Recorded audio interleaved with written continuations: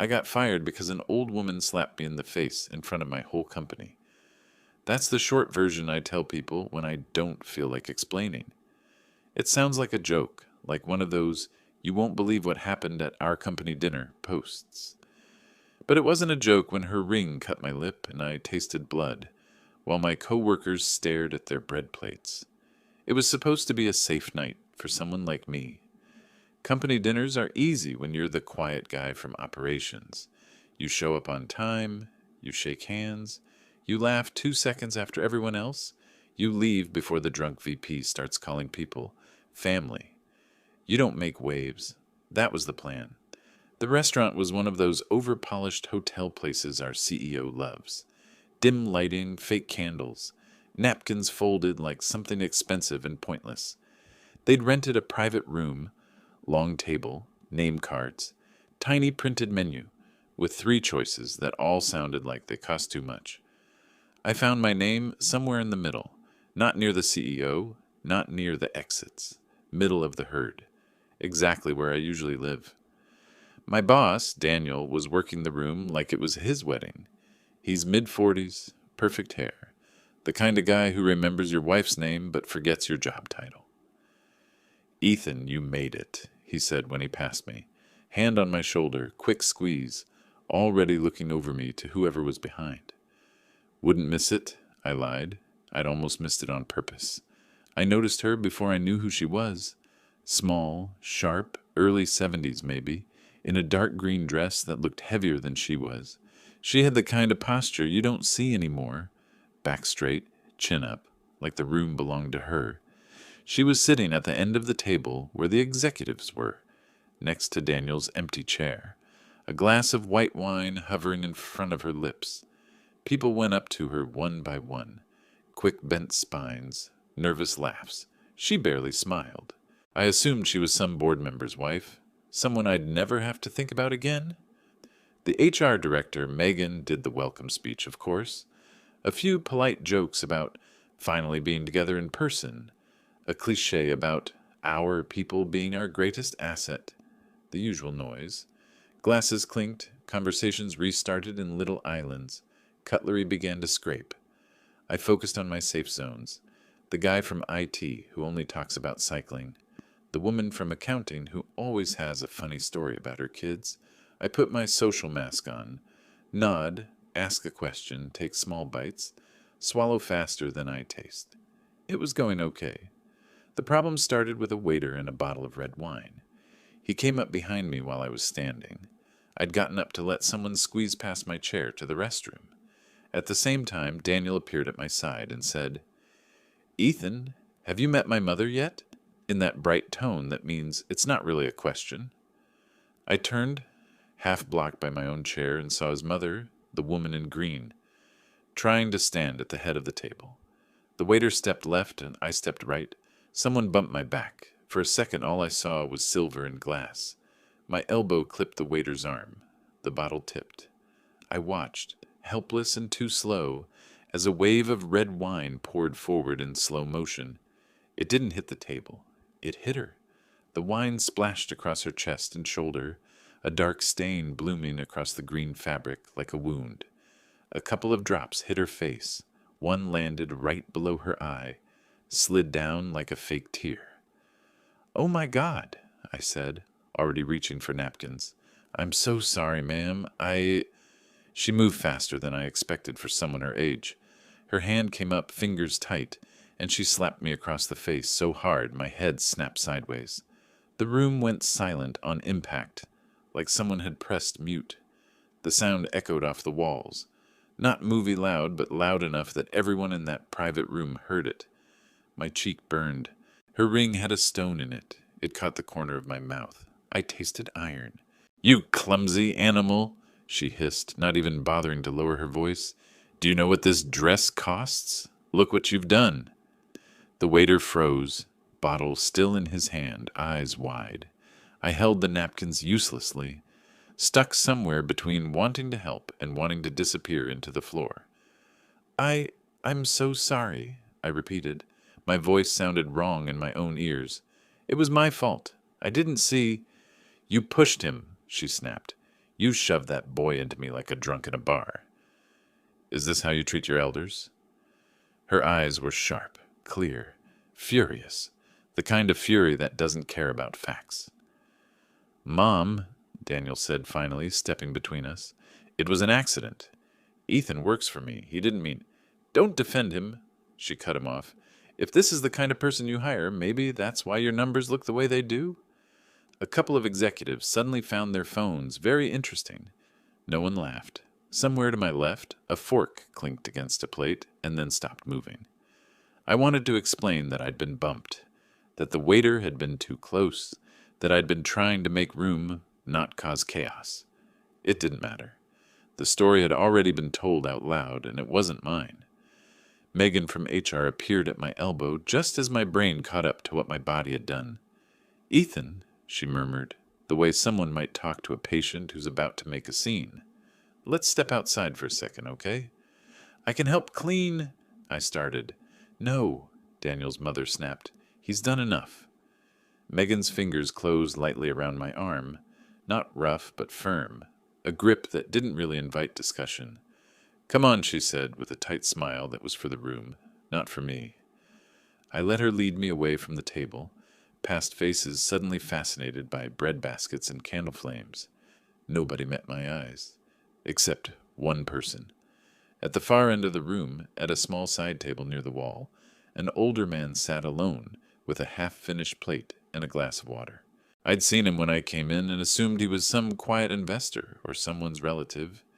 He wore a simple dark suit, no tie, silver hair combed back. He looked straight at me, not away, not down. Our eyes met for a second. His expression didn't say, poor guy, or what an idiot. It was something flatter, more focused, like he was mentally rewinding the last 30 seconds and saving them. Then Megan pushed the door open, and the low restaurant music swallowed the silence behind us. In the hallway, the light was brighter, harsher. My cheek still stung.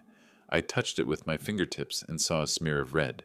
For some reason, the sight of my own blood on my skin made the whole thing feel more ridiculous, not less. I'm really sorry, I said again because it was all I had. It was an accident. The waiter... Ethan, Megan interrupted, her professional voice already loaded and ready. She'd switched from party mode to HR mode in a single breath. This isn't the place to process this. Emotions are high, and Mrs. Carter is very upset. Mrs. Carter, I repeated, like the name might change something in my head. Daniel's mother, she clarified, as if that needed clarifying. She's also a major shareholder. You understand how delicate this is. I did. That was the worst part. I understood exactly how delicate it was.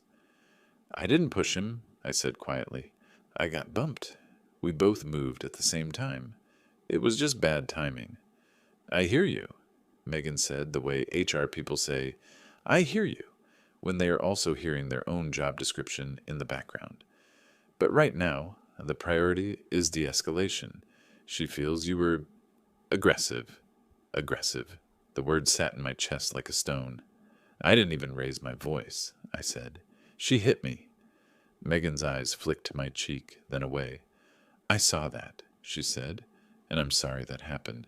I truly am. But I also saw you standing very close. And from her perspective, there was nowhere else to stand, I said, more sharply than I meant to. The hallway was empty except for a tall plant and a framed print of something abstract.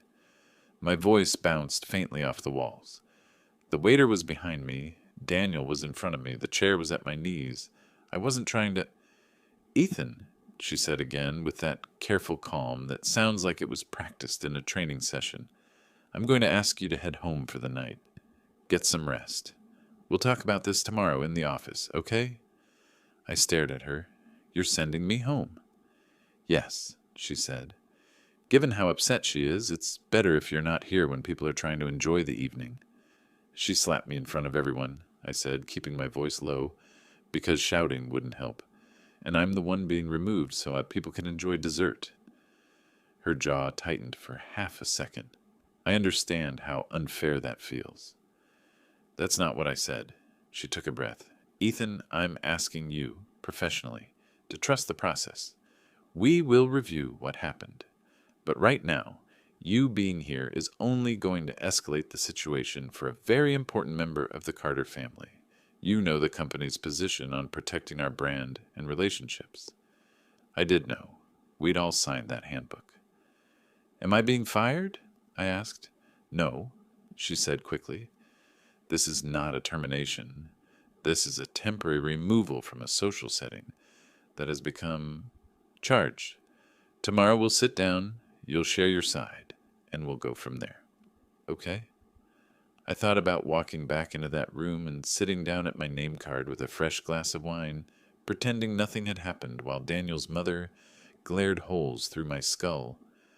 I pictured the way everyone would avoid looking at me, the way this story would twist by morning if I stayed. Fine, I said. I'll go. Thank you, Megan replied, a little too relieved. I'll check in with you first thing. She turned to go back inside, then hesitated and looked at me again. If anyone asks, I'm telling them you weren't feeling well. Sure, I said, whatever makes it easier to swallow.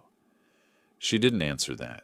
She slipped back through the door, and the low hum of conversation rushed out for a second before it closed again. I walked down the corridor alone, past the front desk and the lounge area, out through the revolving door into cold air. My cheek throbbed in time with my heartbeat. I could still see the line of wine running down her dress, her hand cutting through the space between us like I deserved it. In the reflection of the hotel window, I caught a glimpse of myself, slightly loosened tie, bleeding lip, that stunned, tight expression people wear when they're trying to act like something didn't just humiliate them in public. Behind me, through the glass, I saw movement near the private room door. The older man from the side table stepped out for a moment, eyes following where I'd gone. He didn't call out.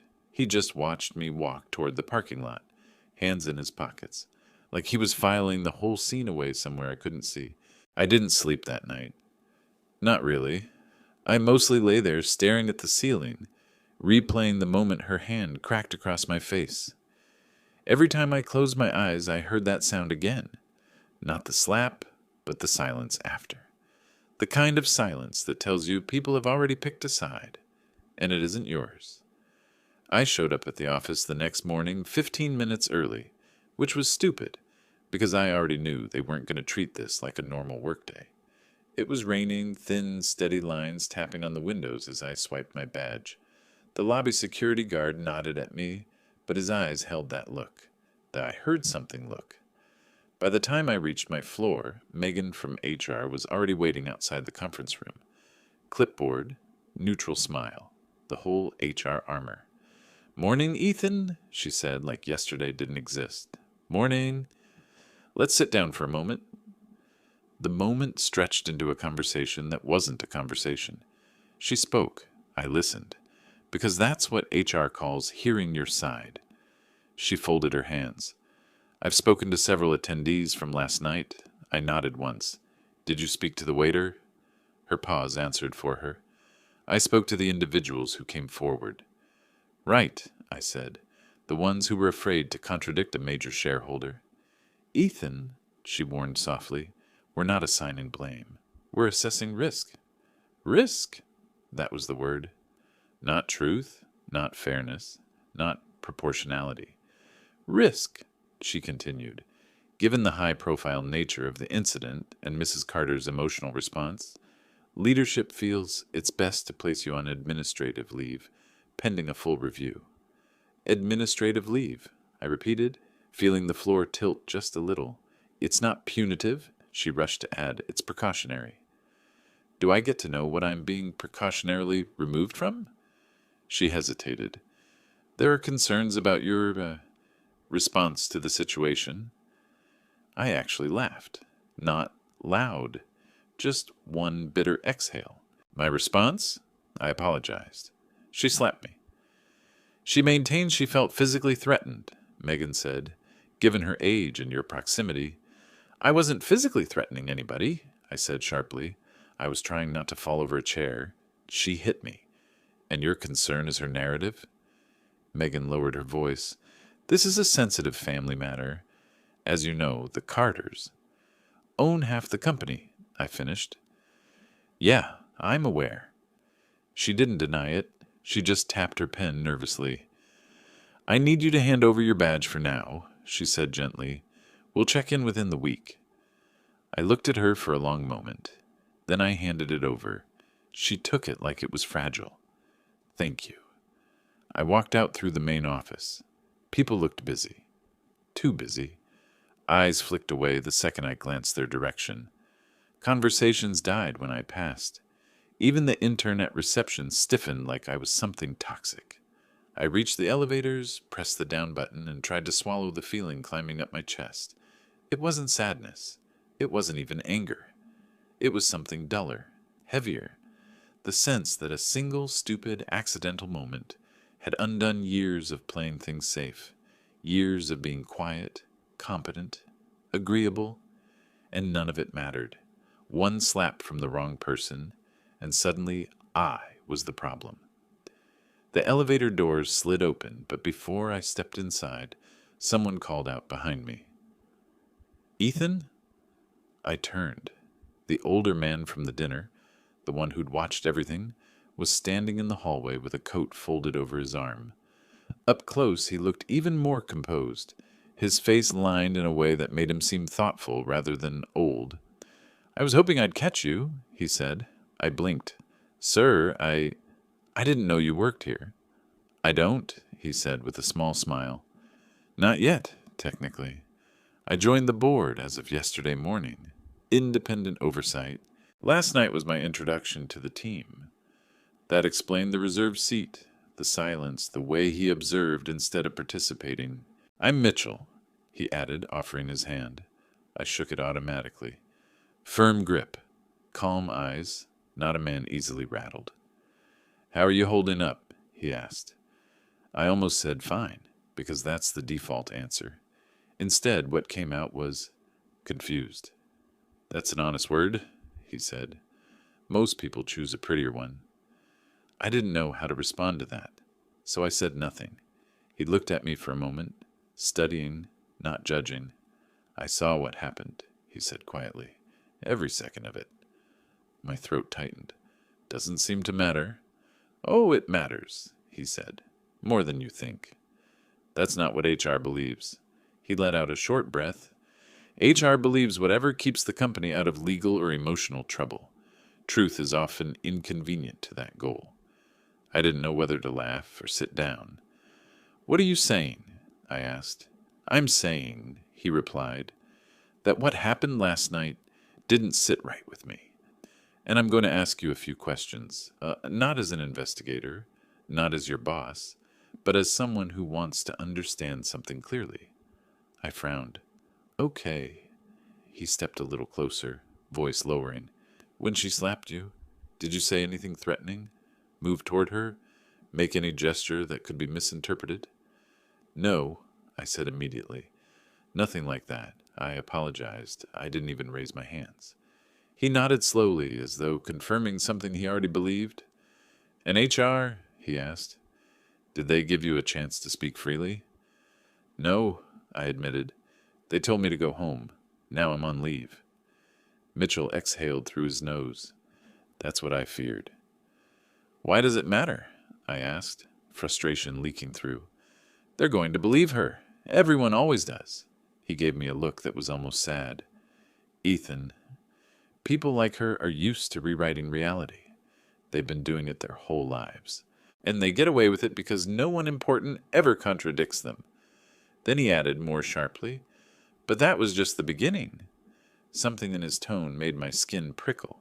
"What do you mean?" I asked. He adjusted his coat over his arm. "I'm going to make some calls. I'd like you to stay reachable." "For what?" I asked slowly. He gave me a thin, controlled smile. Not warm, calculated. "For the truth," he said, "and for the consequences that come after it." Then he walked past me and pressed the elevator button for the top floor. The doors slid open. He stepped inside without looking back. I stood there alone, rain tapping against the windows, badgeless, jobless, and with no idea that the ground under the company was already shifting, and that every person who'd looked away last night was about to feel the tremor. I didn't hear from HR for the rest of that day, but other people were suddenly very loud. By noon, my inbox, the personal one, not the deactivated work email, started filling with messages from coworkers who'd never written me before. Short, nervous things. Hang in there. Saw what happened. Sorry, man. They're talking about it upstairs. Nobody said what it was. Nobody wanted to put anything in writing.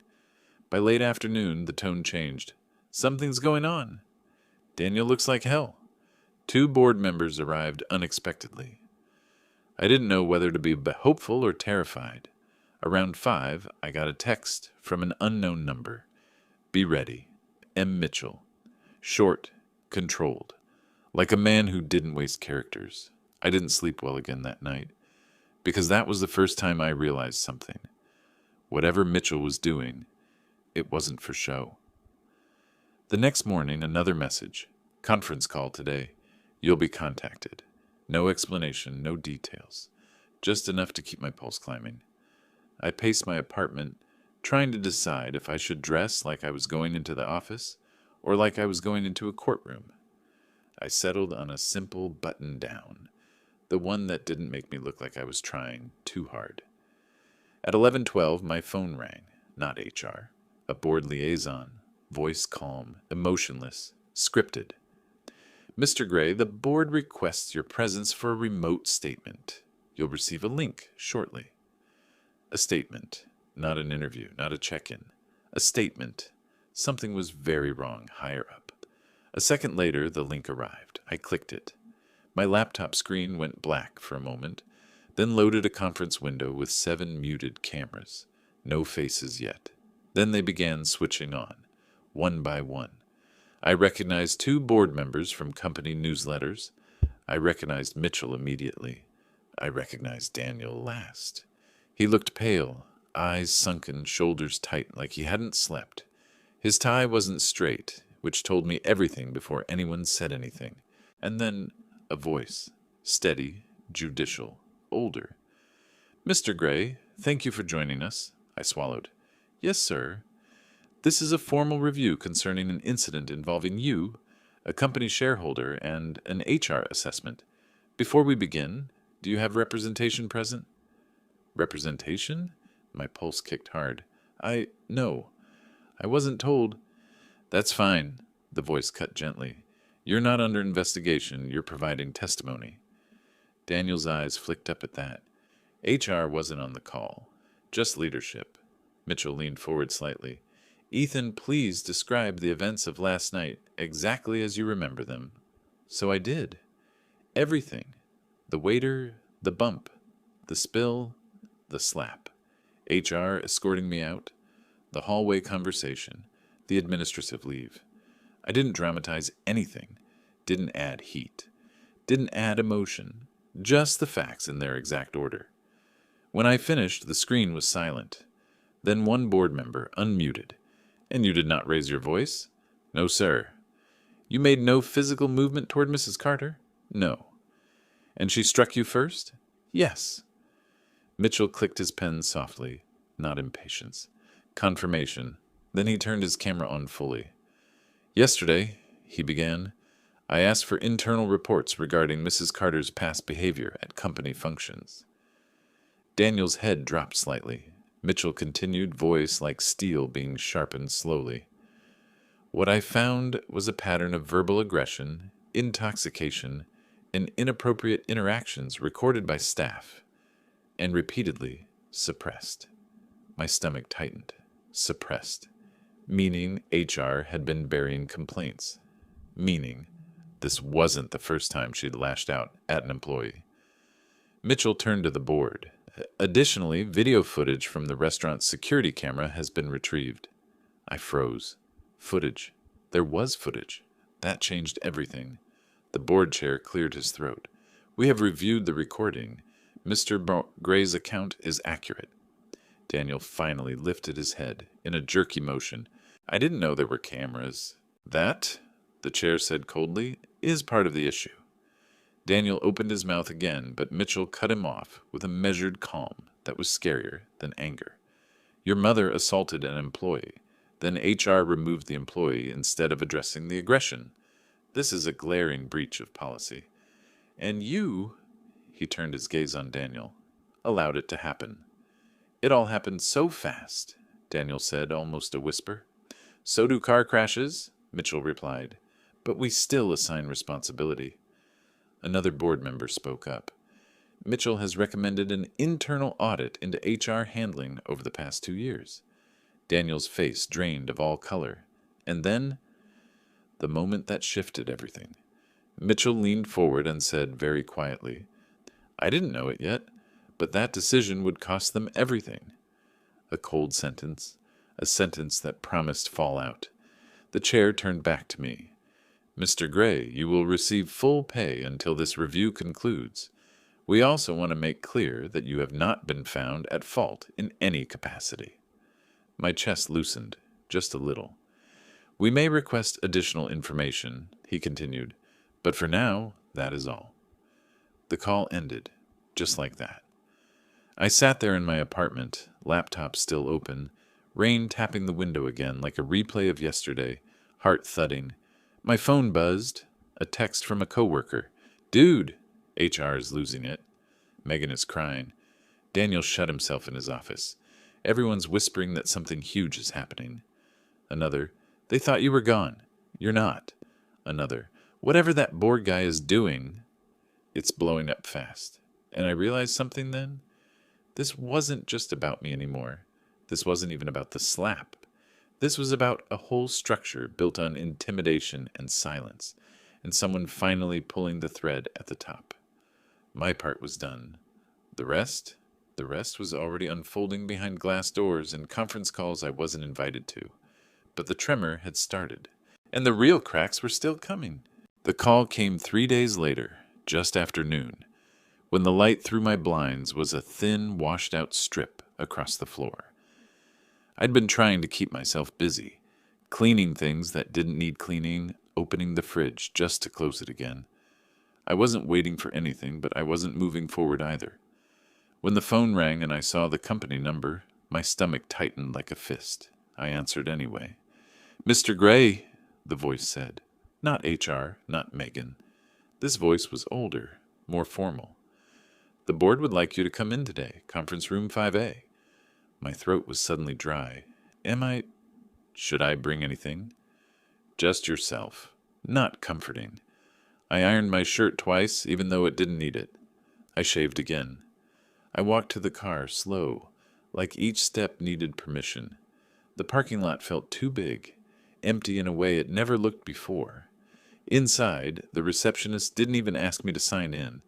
She just nodded and pointed toward the elevators, eyes wide like she knew something, but not enough to risk words. When the elevator doors opened on my floor, it was silent. Not office quiet, funeral quiet. Conference room 5A was at the end of the hall. The door was half open. I pushed it gently. 3 people sat inside. The board chair, another member I recognized, and Mitchell. Hands folded, expression unreadable. Daniel wasn't there. HR wasn't there. His mother definitely wasn't there. Mr. Gray, the chair said, standing. Thank you for coming. I nodded. Of course. Please sit. I did. The chair didn't waste time. We've concluded our review. The pause that followed was deliberate. You were not at fault in any part of the altercation. The evidence is clear. I let out a breath I hadn't realized I'd been holding for days. Mitchell leaned back slightly, watching me. Not evaluating, just confirming that I heard him. The chair continued. What concerns us is not only the incident itself, but the systemic mishandling by management and HR, suppression of reports, failure to intervene, misrepresentation of employee behavior. This goes far beyond what happened at the dinner. He exchanged a look with the other board member. As of this morning, he said, Daniel Carter has submitted his resignation. I froze. He? What? Effective immediately, the chair said. He was given the opportunity to step down quietly. He accepted it. I stared at the table for a moment, letting the words land. Daniel, the always confident, always composed boss, gone. Just like that. And HR? I asked slowly. The other board member folded her hands. The director has been removed pending the audit. Several staff members are being questioned. There will be restructuring. She didn't say fired, but the meaning was sitting right there. Mitchell finally spoke, voice steady as ever. There's more. My pulse flickered. The board finds it unacceptable, he said, that an employee was assaulted, blamed, and removed from a company event without investigation. We believe you deserve not only reinstatement, but redress. What does that mean? I asked carefully. The chair slid a folder across the table. Inside, a reinstatement letter, an apology, formal, written, unambiguous, a compensation adjustment, and an offer, a promotion, a role one step above the one Daniel had held over me for years. I stared at it, then up at them. Why are you offering me this? The board member answered softly. Because you handled an impossible situation with more dignity than everyone above you. Mitchell's eyes held mine for a long second. Because you were honest, he added, when no one else was. Silence settled over the table, but it wasn't heavy this time. It felt clean. I closed the folder. I need a moment to think. Take all the time you need, the chair said. I stepped out into the hallway, breathing the kind of deep, slow breath that only comes when you've been carrying something too heavy for too long. The air tasted different, lighter, clearer. I didn't go far, just stood near the window overlooking the parking lot, the same lot I'd walked through 3 days ago, feeling small and disposable. Now it looked different, or maybe I did. After a minute, the door opened softly behind me. Mitchell, he didn't speak at first, just stood beside me, looking out the same window. Finally, he said, "You don't owe them loyalty, not after the way you were treated." "I know," I replied, "but you also don't owe them bitterness," he added. "You get to choose what kind of man you become after something like this. Most people don't get that kind of clean moment." I nodded slowly. "It doesn't feel clean." "It will," he said, "when you stop letting other people define the narrative." I turned to him. "Why did you help me? Really?" He gave me the smallest smile, the only one I'd seen him show. "Because I've been doing this a long time," he said, "and men like you are the ones companies lose when no one pays attention. I don't like losing good men." He straightened his cuffs. "What you do next is yours. Promotion, transfer, or you walk away with a clean name and a better offer somewhere else." Somewhere deep in my chest, something settled, like a weight finally clicking into place where it belonged. "Thank you," I said quietly. He nodded once. "Don't thank me. Thank yourself. You told the truth. I just cleared the room so people could hear it." He walked back inside. I stayed another minute, watching cars move through the lot in slow arcs, people heading to lunch, lives continuing. Everything looked painfully normal, but something in me had finally stopped shaking. When I returned to the conference room, I sat down, opened the folder again, and signed where they'd marked. Not out of gratitude, out of clarity. When everything was finished, the board chair stood to shake my hand. "Welcome back, Mr. Gray," he said. Mitchell added more quietly, "You earned this." I left the building without looking over my shoulder. No whispers, no stares, just the click of my shoes on tile and the steady beat of my own pulse, even controlled. Outside, the air smelled like concrete after rain, sharp, clean. As I reached my car, my phone buzzed, a message from an unknown number. "We heard what happened. Mom is furious. Please call me. Daniel." I looked at it for a long moment. Then I deleted it. Not out of spite, out of peace. Some endings don't need a dramatic door slam. Some endings are just quiet, like setting something down that was heavy for too long. I got in my car, started the engine, and let myself breathe the way you breathe when the world finally stops pressing its thumb on your throat. And for the first time since that slap rang through the restaurant, I felt steady, untangled, mine again.